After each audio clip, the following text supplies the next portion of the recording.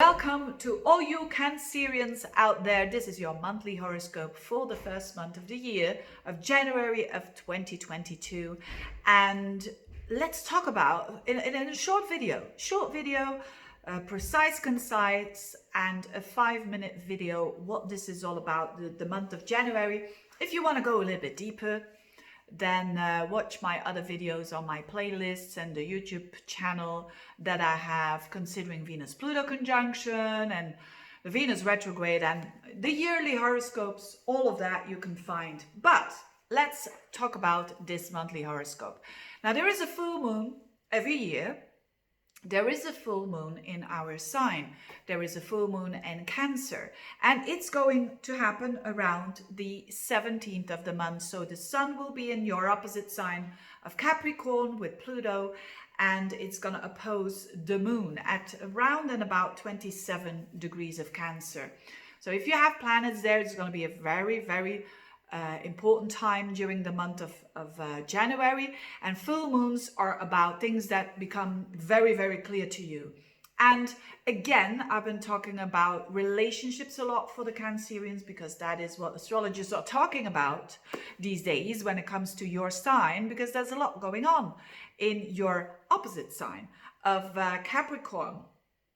It's not only the Venus retrograde that I've been talking about, which is about reviewing your significant relationships, whether it is a business partnership or whether it is your spouse, your girlfriend, your boyfriend. These are all reconsidered, and in actually a very deep way, and you have time for that because this process is going on up until the beginning of March. So we're in the midst of it now. And when you're watching this video, you should be feeling already that there is a bit of an emphasis on relationships, and definitely of wanting to have real ones.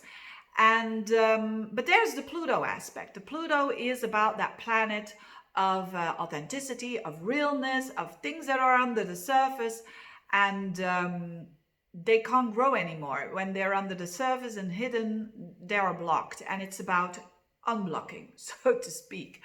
And this is going to be reinforced with the Mercury retrograde, because we are going to have a Mercury retrograde on the 15th of the month in Aquarius, and then it goes back into Capricorn, which is your 7th house of connections, at the very end of the month, the 27th.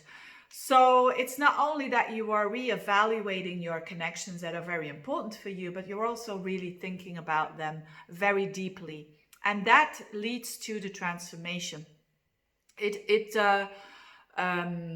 surely is that with this transformation energy that you can really make some big decisions. But the grand finale, so to speak, or the things that come to its climax is definitely the end of February. So that is for next month. But this month, so you're still reevaluating, you're seeing things, you see people in their real way, and you also want to be real towards them. And that gives, of course, depth into your connection. So this is an old news, you could say, but it's still going on, and I find it very, very interesting for you Cancerians, because ultimately, and especially around the full moon, the 17th, there could be, a connection that there is a revealing, because Pluto and the sun is going to be in your opposite sign. There could be, if you are in a relationship, that person that is close to you goes through some deep stuff, or because of the relationship needs to be reviewed, and it's not going to be the same anymore after that. But that's a good thing, because we all evolve, and when we are trying to stay when something is not real anymore, it's actually a waste of time and energy. But anyway, so still the relationship is very deep, but there is some fun there as well going on. Oh, and I forgot to say money for the Cancerians as well.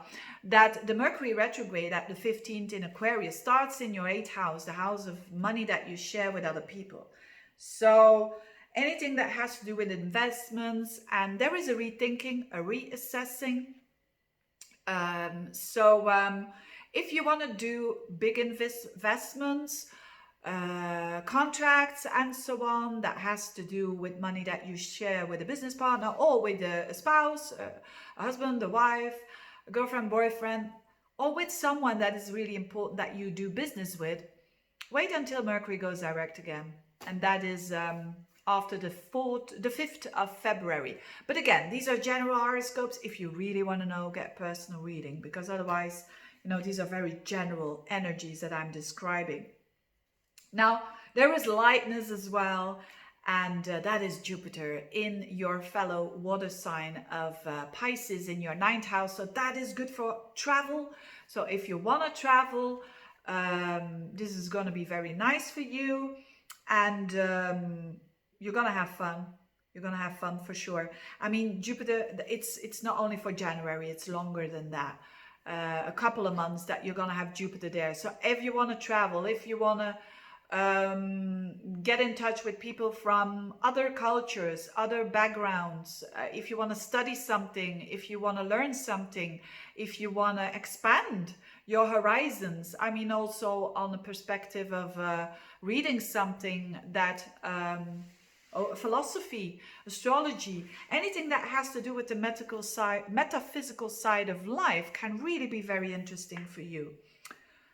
Last but not least, the nodes are shifting, and the North node, where you need to go, is shifting into Taurus in your 11th house, which is a fun house. It's a house of friends. It's a house of associations, connections, objectives for the future. I'm gonna talk more about that in the upcoming months, but that is gonna boost your confidence, because it's also what you need to explore more. So you need to meet new people. You need to meet people that are very different from you. You need to just to expand your perspective and to have that lust for life, because Taurus is about the 5 senses. It's about enjoying yourself and doing lovely things with people that have your best interest. So there's going to be some karmic connections there for sure. And the South node, which is in Scorpio in your 5th house, is you stepping out of the old way of thinking when it comes to love. So the 5th house is your, the things that you love, the things that you love to do, the hobbies that you love. It's literally also the lover that you have, for instance. But it means the way that you love is shifting, and it has to do with realness and with almost in a raw sense, you could say. So enjoy that. Thank you so much for watching, dear Cancerians. Have a very good January. Bye bye.